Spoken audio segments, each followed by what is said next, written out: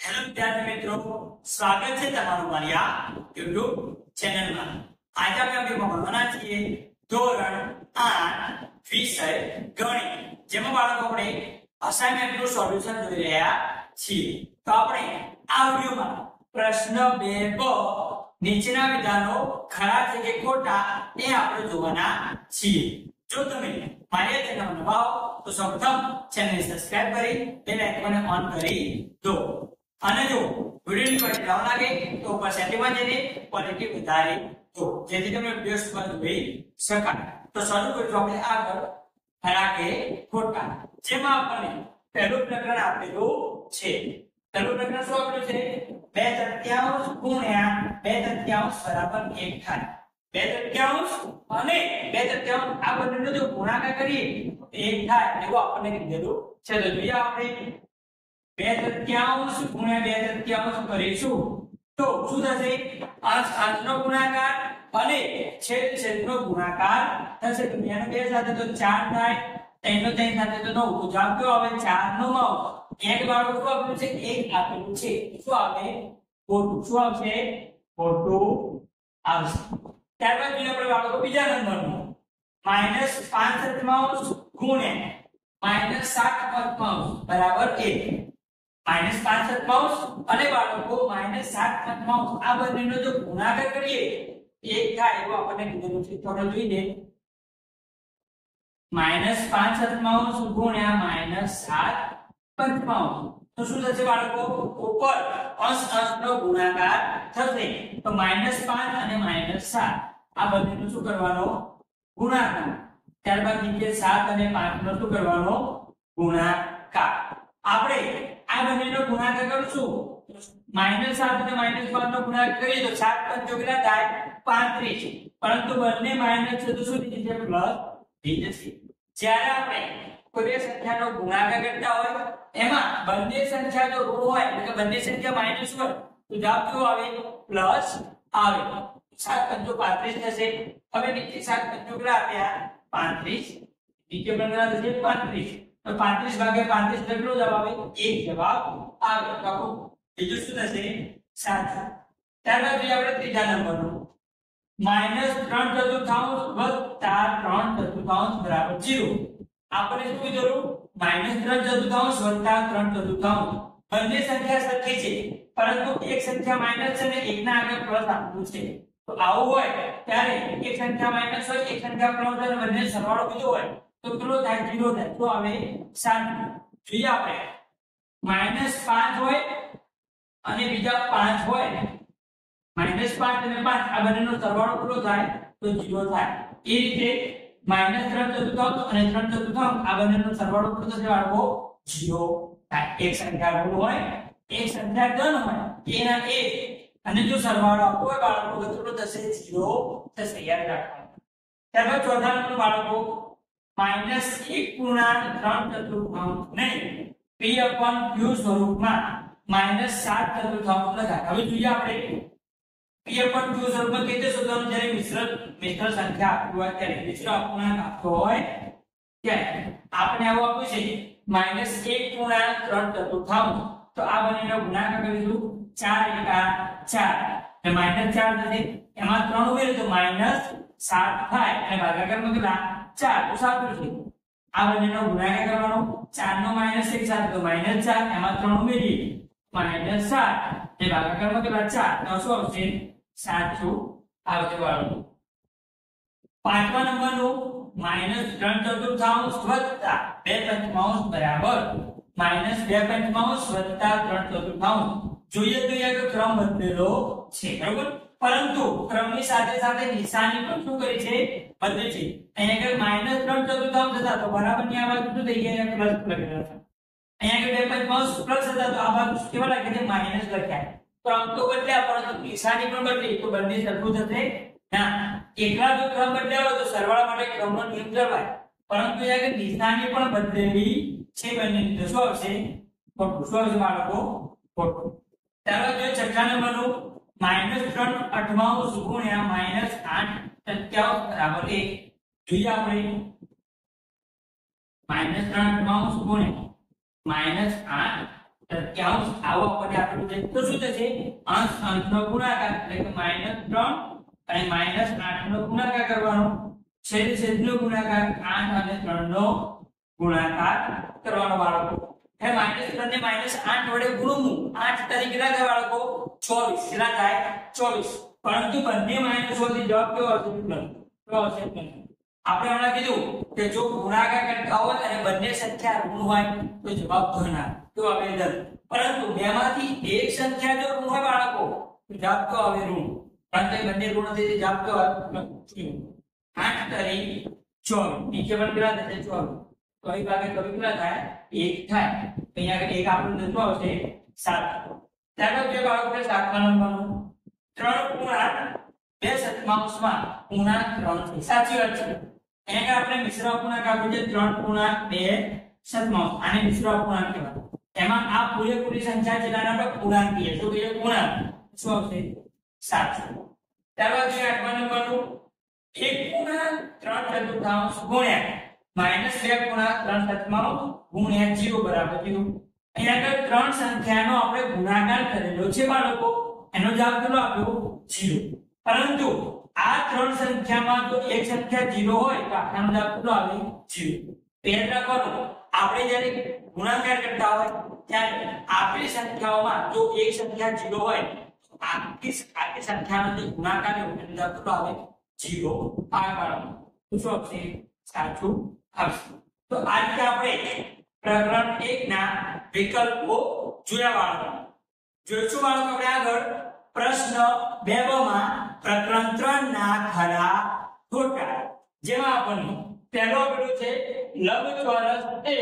નિયમિત બહુકોણ છે શું કીધું લંબચોરસ જે રહ્યો એ નિયમિત બહુકોણ છે હવે નિયમિત બહુકોણ કોને કહેવાય તો જેની બધી બાજુઓ સમાન હોય અને બધા જ ખૂણા સરખા હોય એટલે શું કહેવાય નિયમિત બહુકોણ કહેવાય બાળકો પરંતુ લંબચોરસ જે રહ્યો એમાં સામસામેની બાજુ સમાન હોય છે ચારે બાજુ સરખી હોતી નથી તેથી આપણે લંબચોરસને નિયમિત બહુકોણ કહી શકીએ નહીં તો પહેલું શું આવશે ખોટું બાળકો ત્યારબાદ જોઈશું બીજા નંબરનું લંબચોરસના બંને વિકર્ણોના માપ સરખા હોય છે જે લંબચોરસ જે રહ્યો એ એના બંને વિકર્ણોના માપ કેવા હોય સરખા હોય તો લંબચોરસ આ રીતે દોરાય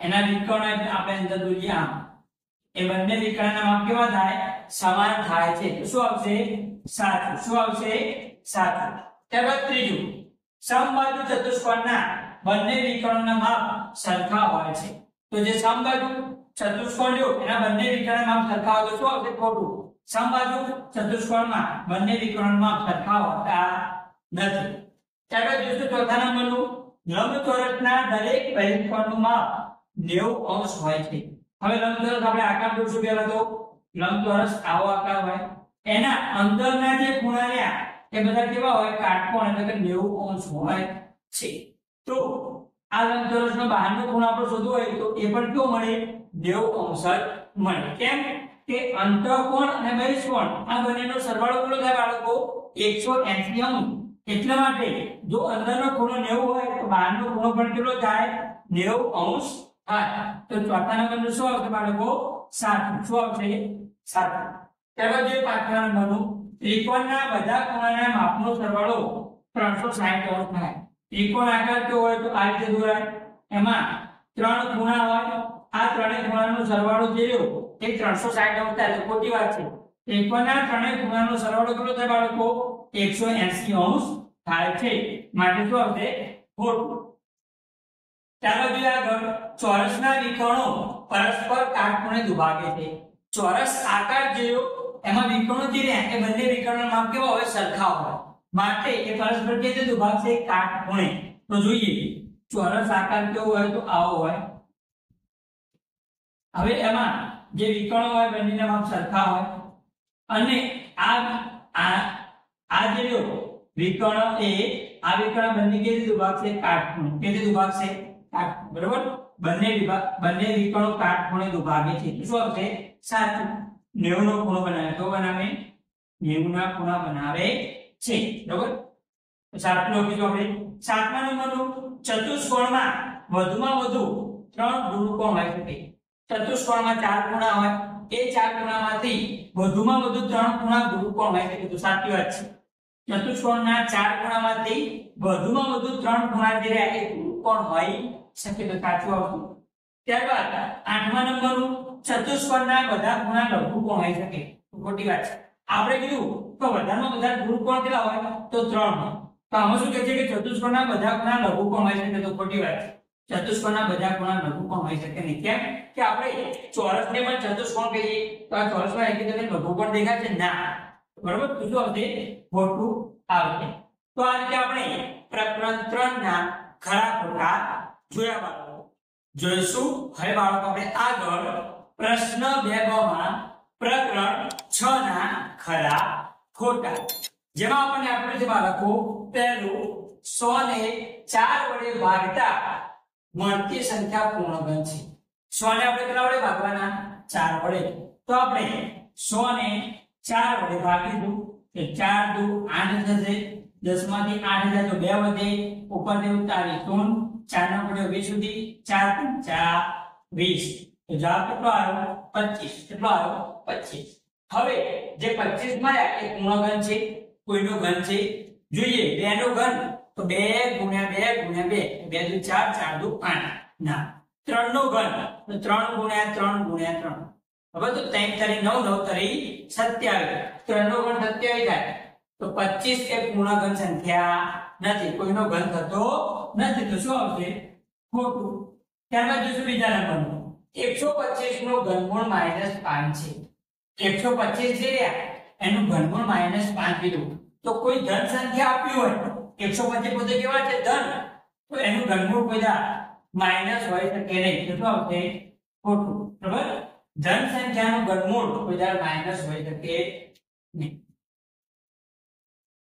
ત્યારબાદ ત્રીજું 1 નું ઘનમૂળ 1 છે। આપણે 1 નું ઘનમૂળ કાઢીએ તો કેટલું થાય? 1। સાચી વાત છે, 1 નું ઘનમૂળ શું આવશે? 1 આવશે। ત્યારબાદ જોઈએ ચોથા નંબરનું 9 નું ઘનમૂળ બરાબર 3, 9 નું ઘનમૂળ બરાબર 3, તો ખોટું। કેમ કે 9 નું વર્ગમૂળ કાઢો તો 3 આવે, પરંતુ 9 નું ઘનમૂળ 3 આવે નહીં। 3 નો વર્ગ 3 થાય, માટે જો 9 નું વર્ગમૂળ માંગ્યું આપણે તો 3 જવાબ આવે, પરંતુ 9 નું ઘનમૂળ 3 આવે નહીં બાળકો, તો શું આવશે? ખોટું। ત્યારબાદ જે 5મા નંબરનું 16 એ પૂર્ણઘન સંખ્યા છે। 16 શું કીધું? પૂર્ણઘન સંખ્યા છે। હવે કોઈ સંખ્યાનો ઘનમૂળ 16 થાય છે, આપણે જોઈએ 2 નો ઘન તો 2 ગુણ્યા 2 ગુણ્યા 2, 2 દુ 4, 4 દુ 8, 2 નો ઘન કેટલો થાય? 8 થાય। એટલે 3 નું ઘન જોઈએ આપણે તો 3 ગુણ્યા 3 ગુણ્યા 3, 3 કરી 9, 9 કરી 27, તો ના, બરાબર? 16 એ પૂર્ણઘન સંખ્યા નથી, અને આમાં કેમ કીધું કે સંખ્યા છે, તો શું આવશે? ખોટું આવશે। ત્યારબાદ જોઈશું 6થા નંબરનું 125 નું ઘનમૂળ 5 છે। 125 નું ઘનમૂળ કેટલું? 5, તો જોઈએ આપણે 5 નો ઘન કરી જોઈએ, બરાબર? તો 5 ગુણ્યા 5 ગુણ્યા 5, 25 ગુણ્યા 5, 25 125 થાય, 5 નો ઘન 125 થાય, માટે 125 નું ઘનમૂળ નીકાળો તો કેટલું થાય? 5 થાય, તો શું આવે? સાચું બાળકો। ત્યારબાદ જોઈએ 7મા નંબરનું 64 નું ઘનમૂળ 2 છે। 64 નું ઘનમૂળ કેટલું? 2 છે। તો જોઈએ આપણે, જો આપણે 64 નું ઘનમૂળ નીકાળવું હોય તો જોઈએ જે 64 રહ્યા એ કોનો ઘન થશે? 4 નો ઘન। કેમ કે 4 ગુણ્યા 4 ગુણ્યા 4 કરીએ તો 16 64 થશે, તો ઘન સાથે ઘનમૂળ ઉડી જાય તો શું વધ્યું? 4। તો 64 નું ઘનમૂળ કેટલું આવે બાળકો? 4 આવે, 2 આવે નહીં, તો 2 છે, તો શું આવશે? ખોટું। ત્યારબાદ જોઈએ 8મા નંબરનું 729 નું ઘનમૂળ 9 છે। કેટલું છે? 9। તો જોઈએ આપણે 9 નો ઘન કરીએ, જો 9 નો ઘન 729 મળે તો 7, તો 9 નો ઘન કરી જોઈએ તો 9 ગુણ્યા 9 ગુણ્યા 9, 9 નો ઘન, 9 નો ઘન એટલે શું થાય? 9 ગુણ્યા 9 ગુણ્યા 9, 9 81, 81 ગુણ્યા કેટલા કરવાના? 9 કરવાના છે। 81 ગુણ્યા 9 કરું, 9 એકા 9, 9 અઠ્ઠા 72, તો 7 નો ઘન થી થાય જાય, તો સાચી વાત છે, તો શું આવશે? 7। તો આ રીતે આપણે પ્રશ્ન 2 અહીંયા આગળ પ્રશ્ન 2 બ અહીંયા આગળ પૂર્ણ કરીએ છીએ। જો તમને વિડિયો ગમ્યો હોય તો વિડિયો લાઈક કરો, આ વિડિયો તમારા મિત્રોને શેર કરો અને મારી આ ચેનલ સબસ્ક્રાઇબ કરી બેલ આઇકોન ઓન કરો. અને તમને ધોરણ 8 ના કયા વિષયના અસાઇનમેન્ટનું સોલ્યુશન જોઈએ છે એ મને કમેન્ટમાં જરૂર જણાવજો.